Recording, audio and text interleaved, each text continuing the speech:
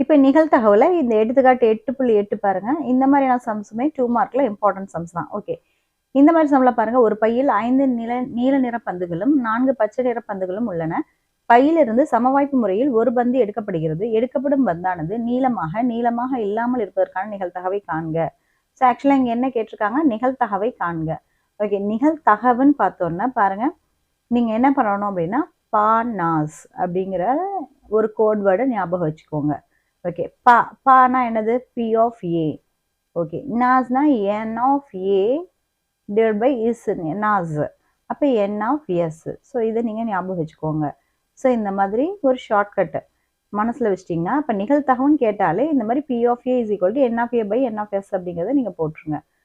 Okay, அதுதான் இங்கே போட்டிருக்கு பாருங்க, பா என்ஏ என்எஸ். ஸோ பானாஸ் அப்படின்ட்டு ஞாபகம் வச்சுக்கோங்க. அதுக்கப்புறம் நீங்கள் போடுறது ஆஸ் யூஷுவல், பையில வந்து நீல நிறப்பந்து அப்படிங்கிறது எத்தனை இருக்குது? 5. ஓகே, அப்புறம் எத்தனை பச்சை நிறப்பந்து இருக்குது? 4. ஸோ ரெண்டையும் கூட்டினா மொத்தம் 9. அதுதான் வந்து டோட்டலாக இருக்கக்கூடிய சாம்பிள் ஸ்பேஸ், அதாவது மொத்த வாய்ப்புகளினுடைய எண்ணிக்கை. இதெல்லாம் நீங்கள் போட்டுருவீங்க. பட் இந்த கோடு வேர்டை நீங்கள் கொஞ்சம் மைண்டில் வச்சுக்கோங்க. ஸோ இந்த கொஷின் பார்த்தோன்னா இதுதான் ஸ்டார்டிங், இந்த மாதிரி தான் நம்ம வந்து ஸ்டார்ட் பண்ணி போகணும் அப்படிங்கிறத வச்சுக்கோங்க. நெக்ஸ்ட் இந்த சம் பாருங்க. ஸோ 2 பகடைகள் வந்து உருட்டப்படுகின்றன அப்படின்னு இந்த பார்த்தோன்னே நம்ம என்ன பண்ணணும்?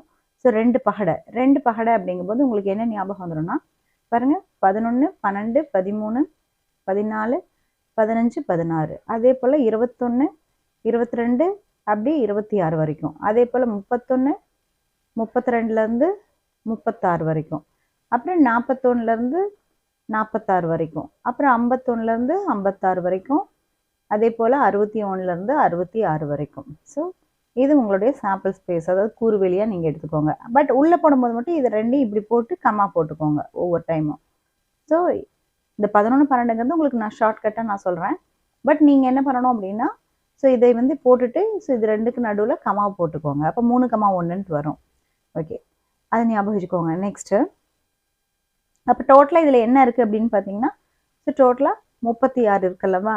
ஸோ அப்போ நான் சொன்னது போல தான், பா நாஸ் பாருங்க, நான் இஸ் அது என்ன வந்துச்சு? ஸோ டோட்டலாக 36 இருக்குது. அதில் ஃபஸ்ட்டு ஏங்கிறது நீங்கள் தான் டிஃபைன் பண்ணுவீங்க. ஏங்கிறது நீங்கள் தான் அசைன் பண்ணுவீங்க. என்னன்னு சொல்லி எடுத்துக்குவீங்க?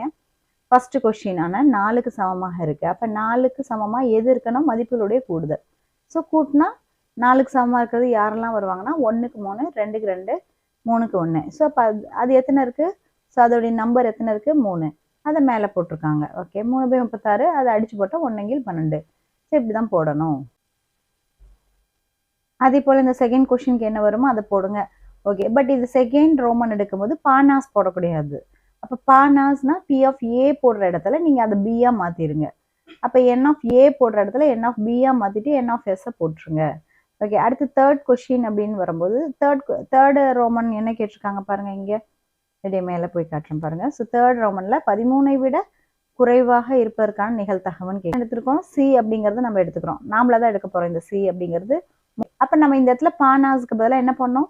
அதே தான், P of C equal to N of C by N of எஸ்ன்னு போட்டு ஸ்டார்ட் பண்ணி அதுக்கப்புறம் நீங்கள் ப்ரொசீட் பண்ணலாம்.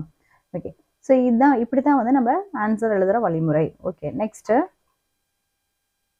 பாருங்கள், எடுத்துக்காட்டு 8.20 என்ன இருக்குது? இதுவும் ஒரு இம்பார்ட்டன்ட் 2 மார்க் தான். 2 நாணயங்கள் அப்படின்ட்டாங்க. அப்போ 2 நாணயங்கள்லாம் என்ன எழுதுவீங்க? That is H H T T, அடுத்தது ஹெச்டி ஹெச்டி, அவ்வளோதான். ஸோ இந்த மாதிரி இருக்கிறதா கூறுவெளியாக இருக்கும். ஸோ இதை நீங்கள் வந்து என் ஆஃப் எஸ்ங்கிறது 4 ஆயிடுச்சு. ஓகேவா? இப்போ ஃபஸ்ட்டு அவங்க என்ன டிஃபைன் பண்ண சொல்கிறாங்க? ஸோ தட் இஸ் 2 நாணயங்களும் வெவ்வேறு முகங்கள் கிடைப்பதற்கானது அப்படின்னு ஒரு கொஷின் தான் கேட்டிருக்காங்க. அப்போ ஒரு கொஷின் தான் கேட்டால் பா நாஸ் அப்படின்னு சொல்லிட்டு நம்ம அந்த ஃபார்முலாவை போட்டு நம்ம ஆன்சரை கொண்டு வந்துடலாம். ஓகே, நெக்ஸ்ட் இது பாருங்க, 8.21. ஸோ இது நன்கு கலைத்து அடுக்கப்பட்ட 52 சீட்டுகளை அப்படின்னு சொல்லி கொடுத்துட்டாங்க. ஓகே, 52 சீட்டு அப்படின்னா நீங்கள் உங்களுக்கு தெரியும். ஸோ இது சீட்டு கட்டியில் இங்கே கீழே கொடுத்துருக்காங்க இல்லையா, இந்த மாதிரி ஸ்பேட் ஒன்று, அடுத்தது ஹார்ட் ஒன்று, கிளவர் ஒன்று, அப்புறம் டைமண்ட் ஒன்று, இந்த மாதிரி இருக்கிறதுல 13 சீட் இருக்கும். ஓகேவா? ஸோ எல்லாத்தையும் கூட்டினா தான் 52 வரும். ஓகே, அப்போ அவங்க மொத்தத்தில் என்னது? என் ஆஃப் எஸ் டைரெக்டாகவே 52 கொடுத்தாச்சு. ஓகே, இப்போ அதில் ஃபஸ்ட்டு கொஷினுக்கு நம்ம என்ன எடுப்போம்? ஏன்னு எடுத்துப்போம். செகண்ட் கொஷினுக்கு பி, தேர்ட் கொஷினுக்கு சி, 4க்கு டி, அடுத்தது 5க்கு இ அப்படின்னு நம்ம எடுத்துக்கிட்டு, ஸோ ஃபர்ஸ்ட் கொஸ்டின் ஏன்னு டிஃபைன் பண்ணதுனால பானாஸ். ஓகேவா? P of A is equal to என்னென்னு எழுதணும்? N of A by N of S. அதுக்கப்புறம் நீங்கள் ப்ரொசீட் பண்ணுங்க. அடுத்தது நீங்கள் n of A, P of ஏக்கு பதிலாக P of B is equal to N of B by N of S. Okay, அப்போ சி வந்து அப்போ என்ன எழுதுவீங்க சிக்கு? அப்போ சி அப்படிங்கிறதுக்கு இங்கே பாருங்க தெரியுது. இப்போ P of C is equal to N of C by N of S. அதே போல தான் டி அப்படிங்கிறது 4th ரோமன் நம்ம எடுத்து நாமளாவே முடிவு பண்ணி டிஃபைன் பண்ணிக்கணும். பண்ணிட்டோம்னா என்னது? P of D is equal to N of D by N of S. அடுத்தது இ. இ பாருங்க என்ன வரும்? P of E is equal to N of E by N of S. Okay, so இப்படி தான் நம்ம வந்து என்ன பண்ணணும்? ஒரு க்ளூ பாயிண்ட் வச்சு நம்ம வந்து நெக்ஸ்ட் போய்கிட்டே இருக்கணும். ஓகே, நெக்ஸ்ட் பாருங்க.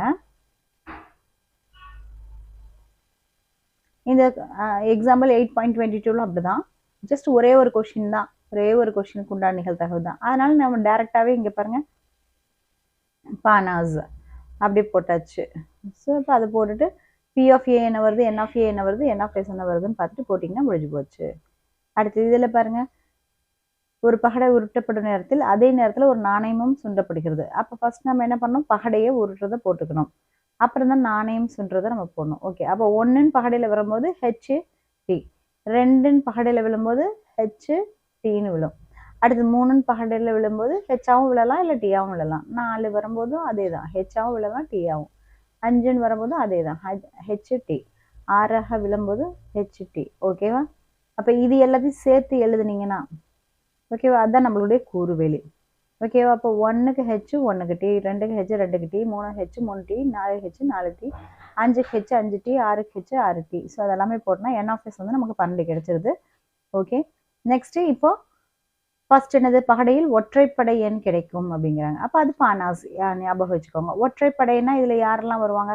ஸோ 1ங்கிறது ஒற்றைப்படை, 3ங்கிறது ஒற்றைப்படை, 5ங்கிறது ஒற்றைப்படை. ஓகேவா? ஓகே, நெக்ஸ்ட் என்னது?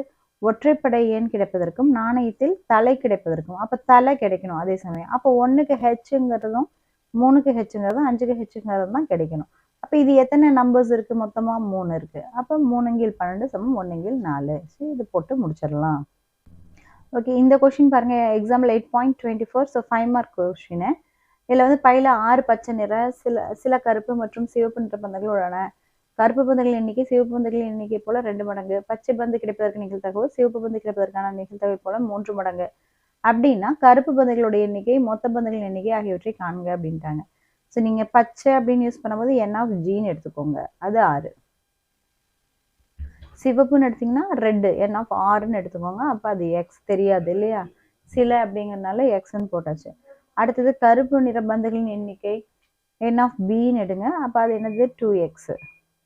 ஏன்னா அவங்க என்னது 2 மடங்கு அப்படின்ட்டாங்க இல்லையா, அதனால வந்து கருப்பு நிற பந்துங்கிறது சிவப்பு நிற பந்து போல 2 மடங்குனால 2x எடுத்தாச்சு. ஸோ அப்போ மொத்த பந்து என்ன கூட்டிடுங்க, ஸோ கூட்டிட்டு போட்டுக்கோங்க. ஓகேவா? அதுக்கப்புறம் என்ன கண்டிஷன் கொடுக்குறாங்க? பச்சை பந்து கிடைப்பதற்கான நிகழ்தகவு வந்து சிவப்பு பந்து கிடைப்பதற்கான நிகழ்தகவு போல 3 மடங்கு அப்படிங்கிறாங்க. அப்போ பச்சை அப்படிங்கிறது என்னது? கிரீனு. அந்த கிரீன் எப்படி இருக்குன்னா ரெட்டு கிடைக்கிறது போல 3 மடங்கா, அதான் 3ஆல் பெருக்கியாச்சு. ஓகேவா? அப்போ பி ஆஃப் ஜிங்கிறது என்னது? ஸோ அதாவது n of G by N of எஸ்ன்னு வருமா? அப்போ என் ஆஃப் ஜி என்னது? இதோ இங்கே தான் கண்டுபிடிச்சி வச்சுருக்கோம் 6. ஸோ 6 போட்டாச்சு. நெக்ஸ்ட் என் ஆஃப் எஸ் தான் டோட்டலாக இங்கே கண்டுபிடிச்சி வச்சுருக்கோம் இல்லையா, 6 + 3x. ஸோ அதான் இங்கே போட்டாச்சு. ஓகே, நெக்ஸ்ட்டு 3க்கு 3 அப்படியே போட்டுக்கோங்க. நெக்ஸ்ட் பி ஆஃப் ஆரா? பி ஆஃப் ஆர் எப்படி போடலாம்? ஸோ ரெட்டு எங்கே என்ன இருக்குது பாருங்கள், எக்ஸு. ஸோ அப்போ எக்ஸை போட்டுக்கணும். அடுத்தது என்னது? என் ஆஃப் எஸ் என்னது? So 6 + 3x. அதாவது இந்த இடத்துல என்னென்னா n of R divide by N of S, அதுதான் வந்து பி ஆஃப் ஆருக்கு சமம். ஸோ அதுதான் இங்கே போட்டாச்சு, எக்ஸ் பை ஆர் + 3x. அப்போ இதை வந்து அதுக்கப்புறம் இங்கே கிராஸ் மல்டிப்ளிகேஷன் பண்ணி கடைசியாக கண்டுபிடிச்சோன்னா ஸோ எக்ஸ் = 2ன்னு வருது. ஸோ இதுதான் அதனுடைய எக்ஸினுடைய வேல்யூ. ஓகே, இப்போ அவங்க என்ன கொஷின் கேட்குறாங்க?